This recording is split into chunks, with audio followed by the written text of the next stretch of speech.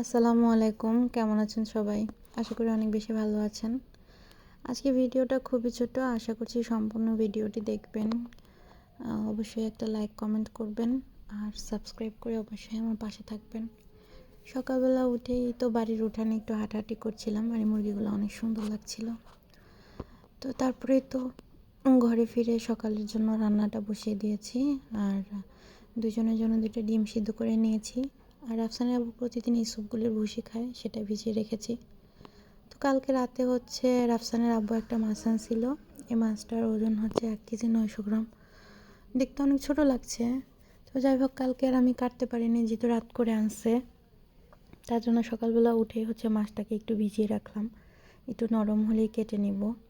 তো এই তো কাটাকুটি শেষ করে এখন হচ্ছে প্রায় 11:30টার মতো বাজে। দুপুরে রান্না করতে হবে। তো রান্নাটা করার আগে আমি একটু চা নাস্তা করে নিলাম, কারণ চাটা না খেলে হচ্ছে গিয়ে ভালো লাগে না।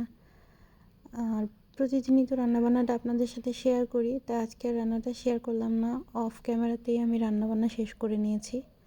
রান্না করেছি হচ্ছে পালং শাক আর রুই মাছ দিয়ে, আর হচ্ছে মিষ্টি কুমড়ো ভাজি করেছি। রাফসান আবার মিষ্টি কুমড়ো ভাজিটা খেতে অনেক বেশি পছন্দ করে। তো রান্নাবান্না শেষ হওয়ার পরে হচ্ছে গিয়ে রাফসানের আব্বু ফোন দিয়ে বলতেছে, তোমার রান্নাবান্না শেষ? তো বললাম, হ্যাঁ শেষ, কেন কিছু বলবা? বলতেছিল যে কালকে যে বেগুন ভর্তা করছিল না, অনেক ভালো লাগছিল, আজকে যদি আর একটু বানাইতা।